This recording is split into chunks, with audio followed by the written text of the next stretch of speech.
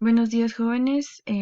Vamos a ver la clase del día de hoy. Antes de iniciar la clase, quiero recordarles que según nuestro programa de curso, el día de hoy teníamos programado examen parcial, pero debido a todo este problema de coronavirus y el GES y eso, pues se me pasó a avisarles, así que la otra semana, pues sí, tendremos examen parcial. Igual vamos a utilizar la plataforma, de Classroom, que es la que tenemos habilitada en este momento. Estén atentos, por favor. Igual yo les voy a estar avisando en el Classroom. Creo que igual voy a hacer un videito para que puedan ver cómo podemos utilizarlo y cómo pueden enterarse ustedes de las noticias, tareas, exámenes, clases, todo lo que tengamos. Entonces estén atentos en el examen parcial, pues los temas serían análisis de carbohidratos, que sería todo lo de glucosa, clase y laboratorio, y lípidos, que eso sí sería la clase y la hoja de trabajo que realizaron con el cálculo de LDL y VLDL. Entonces, por favor, estar atentos. Como ya habíamos platicado antes, la bioquímica pues contiene o está formada específicamente por el estudio de 4 grupos de macromoléculas o biomoléculas, dentro de las cuales ya habíamos mencionado carbohidratos, lípidos, tenemos proteínas y ácidos nucleicos también. Vamos en esta clase pues a evaluar las proteínas. En sí las proteínas pues son macromoléculas, como ya les había comentado, compuestas de polímeros, es decir, cadenas largas de más de 20 o 30 aminoácidos, que los aminoácidos son las unidades básicas de una proteína, unidas con enlaces covalentes y pues van a participar en todo proceso celular. La mayor cantidad o la mayor parte de nuestro cuerpo, de nuestro sistema, de nuestras células, está formado de proteínas y depende de proteínas. Proteínas hay muchas, hay proteínas básicas, proteínas compuestas, proteínas que se encargan de ciertas funciones, vitaminas, hormonas, todas son proteínas y básicamente están formadas de aminoácidos, como vemos en esta imagen de acá. Cada uno de los círculos rojos es un aminoácido y está unido a otro, y pues la unión de varios aminoácidos ya forma una proteína. Vamos a ver ya cómo se van formando. En sí, esta es la estructura de un aminoácido. Podemos ver que, como todas las biomoléculas, está formada principalmente de carbono. Recordemos que un carbono pues tiene la capacidad de unirse a 4 moléculas diferentes o 4 elementos diferentes. En este caso, un aminoácido siempre va a estar formado en un extremo del carbono unido a un átomo de hidrógeno, en otro a un grupo amino, que es este compuesto formado por un nitrógeno y 2 hidrógenos. Aparte de eso, también tiene un grupo carboxilo. Esta parte de acá se conoce como amino terminal y esto como carboxilo terminal. ¿Esto por qué se los menciono? Porque nos va a servir mucho para poder entender cómo es que se van a formar las proteínas o las cadenas de aminoácidos. Y esta cadena R o cadena lateral, que simplemente pues va a variar dependiendo de cada aminoácido. En la naturaleza existen 20 aminoácidos. De los 20 aminoácidos, nosotros como humanos podemos sintetizar eh, 9, y el resto, pues tenemos que consumirlos para obtenerlos de la dieta para poder producir proteínas con esos aminoácidos. Entonces, esta cadena R o cadena lateral va a cambiar dependiendo de cada aminoácido. Algunos aminoácidos, por ejemplo, la glicina, pues solamente tiene otro hidrógeno acá. Algunos otros más compuestos, como por ejemplo una tirosina, pues ya tiene un anillo aromático y un grupo hidroxilo, que ya son aminoácidos un poco más complejos, más compuestos. Y dependiendo de la cadena que tenga en este lado, pues así va a tener el nombre el aminoácido. Entonces, en sí, pues las proteínas, como ya les mencionaba, están en todo nuestro organismo y más o menos del 50 al 70% del peso total de una célula está formado de proteínas. Por ejemplo, supongamos que una proteína pesa 100 gramos, una célula, perdón, pesa 100 gramos. De esos 100 gramos, entre 50 a 70 gramos va a ser puramente proteínas. Y el resto, pues agua, carbohidratos, lípidos, todo lo demás que forma una célula. Pero en sí, la mayor parte de nuestras células está formada por proteínas. ¿Cómo se forma una proteína? Pues vamos a tener esto que tenemos acá, que es un enlace peptídico. El enlace peptídico, pues en sí es la reacción o la unión que se va a dar entre dos aminoácidos. Es como que si viéramos cada uno de nosotros fuera un aminoácido y en un lado, por ejemplo, en la mano derecha es el carboxi terminal que les decía, y la otra mano, pues la mano izquierda sería el amino terminal. Entonces, un aminoácido se va a unir con otro, de uno va a unir su amino terminal con el carboxi terminal de otro. Entonces, al darse esta unión, se va a liberar una molécula de agua. En el suero humano, es decir, en nuestro suero, van a existir muchas proteínas y más o menos las proteínas pues van a contener entre 100 a 150 aminoácidos, las proteínas que podemos encontrar en el suero humano. Entonces acá vemos cómo se forma un enlace peptídico. Acá tenemos un aminoácido, acá tenemos otro aminoácido, se une el carboxi terminal con el amino terminal del siguiente. Al unirse estos dos, se libera una molécula de agua y ya tenemos nuestro enlace peptídico, que es esto que tenemos dentro del recuadro punteado. Y esto pues ya es un enlace peptídico. Ya tenemos dos aminoácidos. Acá a este carboxi terminal se va a unir otro amino terminal y así sucesivamente hasta formar una cadena de varios aminoácidos.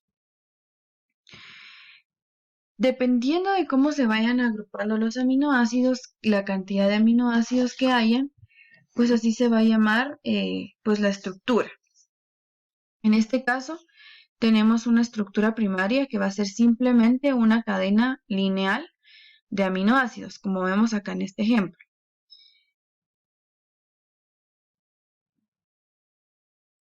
Acá, ¿verdad? Entonces solamente es una cadenita de varios aminoácidos que se van uniendo uno tras otro.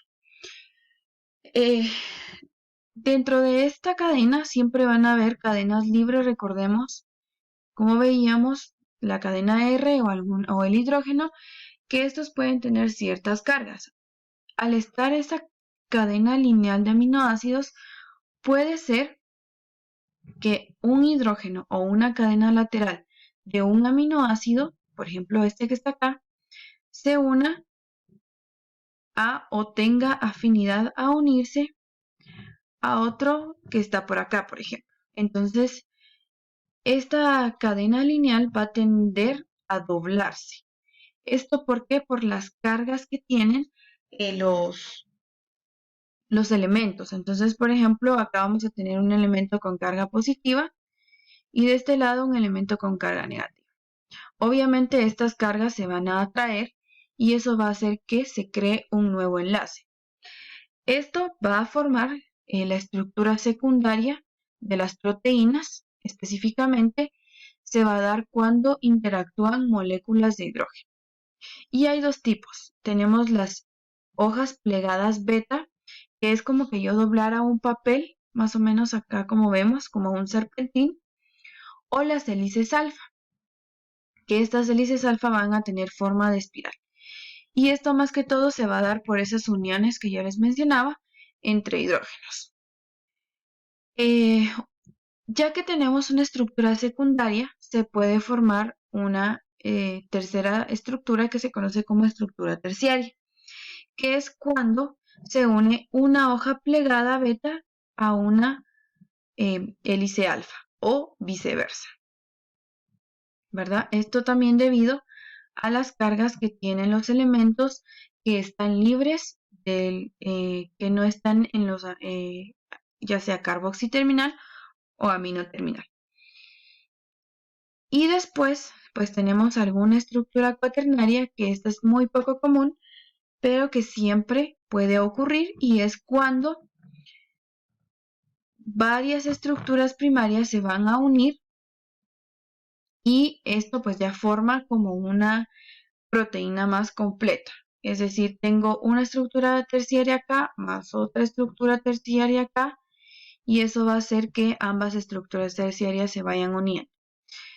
Y pues esto va formando las proteínas. En el cuerpo tenemos desde estructuras primarias hasta estructuras cuaternarias, dependiendo del sitio donde se encuentre en la célula o pues la función de cada proteína. Incluso puede ser que al cuerpo ingrese pues una estructura cuaternaria y necesitemos convertirla a una estructura primaria para obtener un solo aminoácido, que puede ser un aminoácido esencial, que es el que les mencionaba, que simplemente pues nuestro cuerpo no puede producir.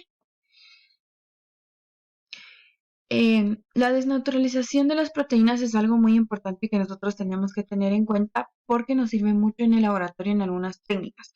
Por ejemplo, en el caso de el cálculo del HDL, el colesterol HDL, lleva un procedimiento que se conoce como desnaturalización o desproteinización. Y esto pues es básicamente este proceso de desnaturalización, que es cuando una estructura, ya sea cuaternaria, terciaria o secundaria, se va a destruir.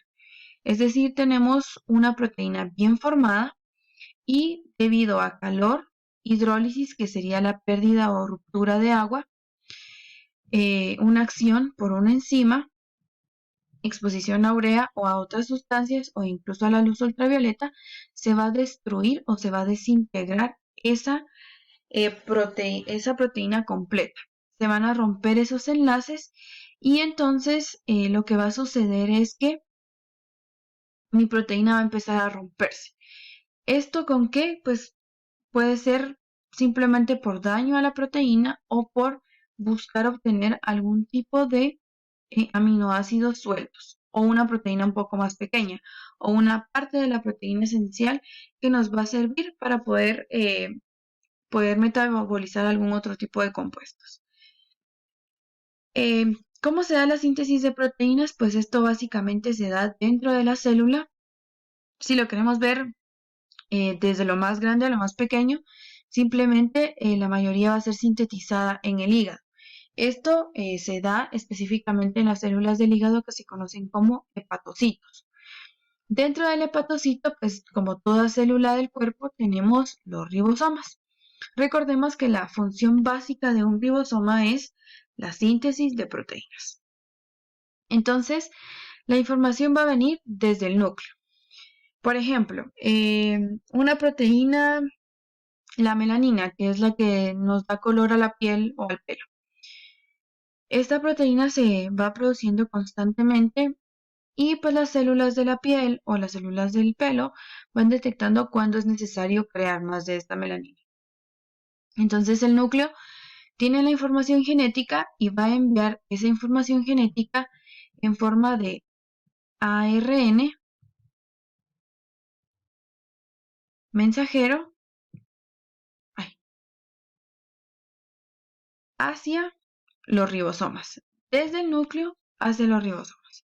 Este ARN mensajero va a llevar la codificación de la proteína que nosotros necesitamos. ¿Y cómo? Pues en el ARN va cada tres bases nitrogenadas, de ARN van a codificar para un aminoácido específico. Entonces este ARN llega al ribosoma, que es este como frijolito que vemos acá, y va a ingresar. Entonces, al momento de ingresar, lleva la codificación de 3 bases nitrogenadas, y el ribosoma, junto con el ARN de transferencia, que es este que está acá, va a formar el aminoácido y lo va a colocar en el exterior. Fuera del ribosoma, entonces se van a ir uniendo los aminoácidos uno a uno para ir formando la molécula o la proteína.